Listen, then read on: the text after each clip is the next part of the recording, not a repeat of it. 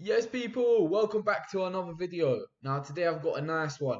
Common vending mistakes to avoid. These are so crucial, especially when you're just starting up.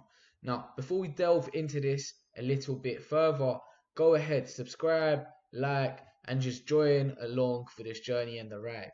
Okay, so let me make myself a touch smaller and let's get straight into this. So the first mistake over here is bad location. Having a bad location is just gonna kill you, okay? So there's a few reasons that occur when you're having a bad location, and the first and foremost is bad research, because bad research leads to this over here, low footfall. So if you've got bad research, bad market analysis, you haven't scoped out the location before, and you don't have enough of information to actually place a machine, then I don't recommend placing one, because you might get really lucky and you might get high footfall, but what tends to happen is you don't know their working habits, you don't know how many people are in the building, you don't know how many people are going in and out the building, and therefore low footfall over here. And this is a killer, because if you've got low footfall, it means no one's actually purchasing your products. So how do you expect to make any sort of money? Now, moving on to number two. And this, I see this all the time. This is one of the worst mistakes, if you're asking me, because if you buy a vending machine before you actually have a location, all you're going to be doing is having money just sat in this machine. So if you buy a vending machine, whether it be a combo, whether it be a snack machine, a drinks machine, whatever, it could be a gambling machine, whatever it can be, a slots machine, I mean, all you're going to have to do, all you're going to have is money like this just sat in a box, literally sat in a box just like that. Because if you've got no location, then how do you expect to make money? Because having this machine in your backyard is not going to make you nothing, and also it's just going to be taking up so much space. As you can see, these are big machines, they're not small machines, they're actually quite large. So having that sort of store space to keep this machine there for long periods of time, it's not ideal, especially when you're starting up. And if you don't, and even worse, if you don't have any sort of storage space, then you're gonna have to hire out storage to have a machine sitting there that is making you no money. It just, yeah, it's a real tricky one, this one. Lastly, I want to speak about wrong products, because this is actually a break or make sort of situation, because you can have a good location, you can have high footfall, you can have good research instead of bad research, you can have a good location, you can have a location, you've got your machine in there, tick, happy days, but you've got the wrong products in there. Now, you've got the wrong products means no one's actually buying these products, they don't want them. And this also does come back down to that market research and being able to analyze your habits.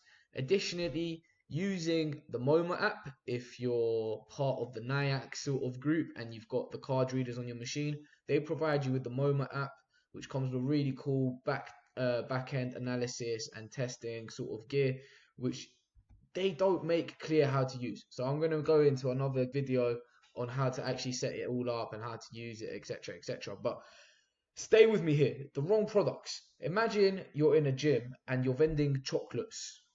Do you think someone's going to buy a chocolate after they've just had an hour and a half workout?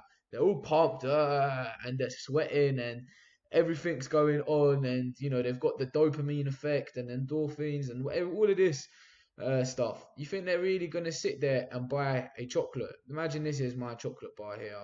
Apologies for my drawing. And I'm going to call it E because it's Ero's Super Chocolate Bar. Now imagine, are they going to buy that? No, they're not. They're most likely going to buy some sort of rehydration drink. They might buy a Red Bull if it's before their session and they want that sort of extra, pump, I guess. They need that energy. Then they're going to buy a Red Bull. They're not going to buy a chocolate bar. So having that selection, it is really, really critical.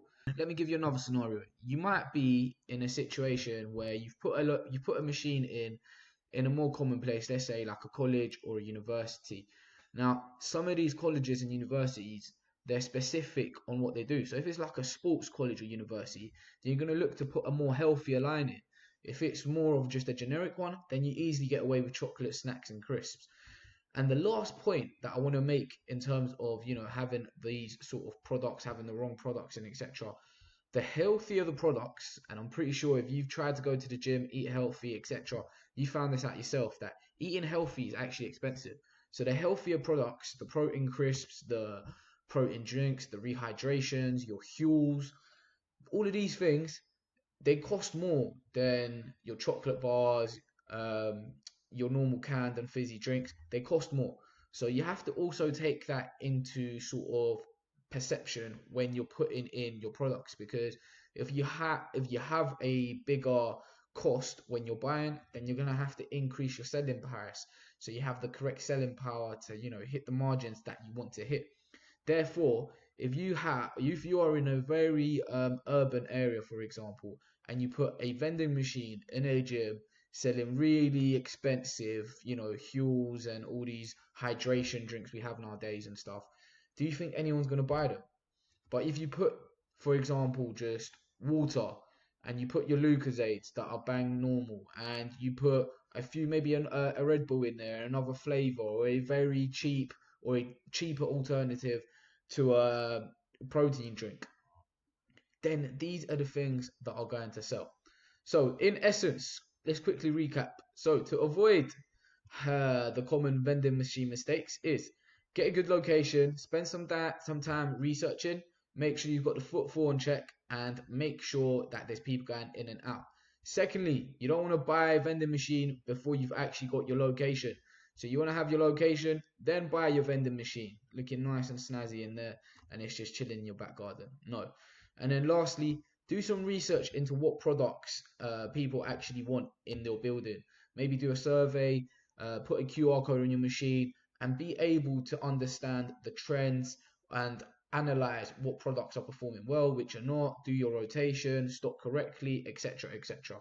Now, before I cap off this video, I just want to let you guys know I've popped a link in the description section, and this is for a free vending machine guide on actually finding a location. This is one of the hardest things to do. So go ahead, check it out. It's in the description below. And if you do want to take this to the next level and you're ready to scale your business, then there is also a calendar attached below for you to book in a call with myself to see if I can actually help you either start or scale your current vending machine business. That's it for today. I'll catch you in another video. Peace.